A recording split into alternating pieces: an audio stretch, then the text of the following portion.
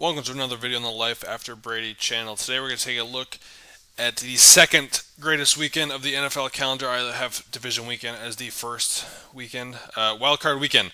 We're going to look specifically at Saturday's games today. Three games between the Bills and Colts, Rams and Seahawks, and then finishing up with a nightcap, Tom Brady and the Tampa Bay Buccaneers taking on the Washington football team. Let's get started. We'll go chronological order, starting off the afternoon game. The Colts traveling to Buffalo. Buffalo's a 6.5 point favorite. Over-under is 51. Buffalo, led by this offense, Josh Allen, going to finish top 5 in MVP voting this year. Second in points, third in passing yards, 20th in rushing yards. Buffalo's the 16th in points against, 13th in passing yards, 17th in rushing yards. Really picked it up the second half of the season. And then Colts, slightly better than middle of the road, basically in everything. 9th in points for, 11th in passing yards, 11th in rushing yards, 10th in points against, 20th in passing yards, 2nd in rushing yards. So, kind of a problem there for the Colts, in my opinion. When they're on defense, the 20th in passing yards, they're playing a lot of zone coverage. They're very good. DeForest Buckner and the corners, very talented, but they're more a run-stopping team. Therefore, they're a better matchup for a team like Tennessee or Baltimore. I think Josh Allen's going to find windows as he has all season, fitted into that coverage.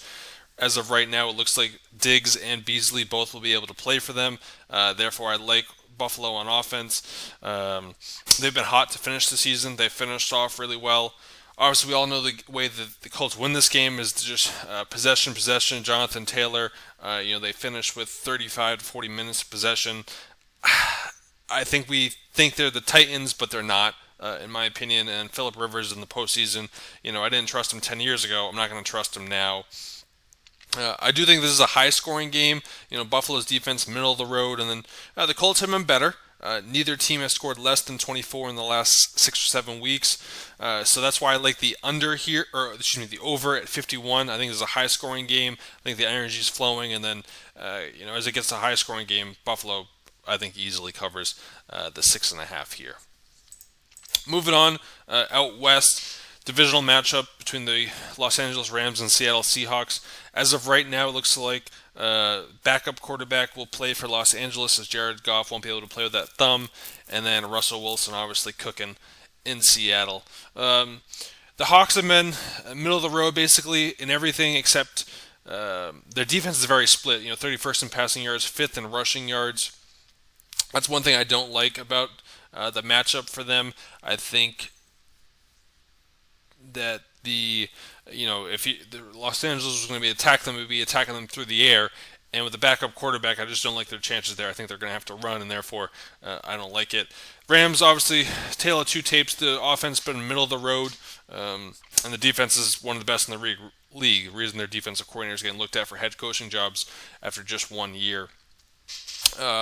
These teams have played low-scoring games, been under 40 both games. That's why I like the under here, especially with backup quarterback. And then Seattle's just played everything close. They've gone away from that high-octane offense. They're going to try and control it. I think you'll see that. And I can't pick backup quarterbacks come postseason time.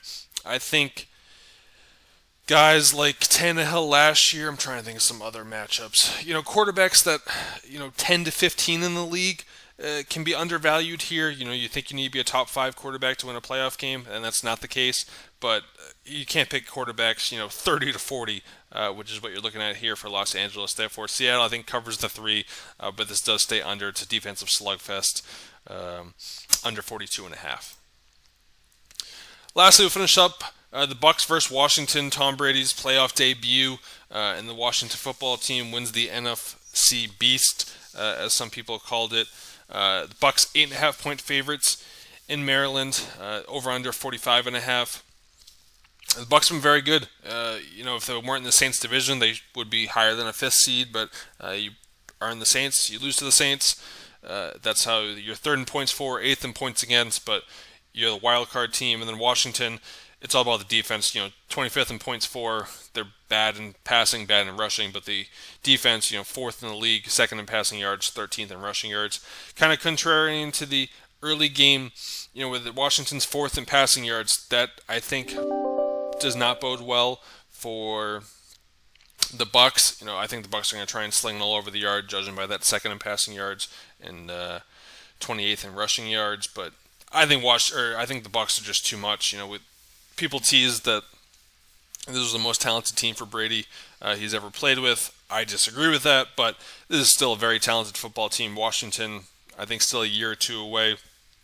They're kind of the Dolphins to me. The Dolphins were ahead of them, just played in a much tougher division than Washington played in.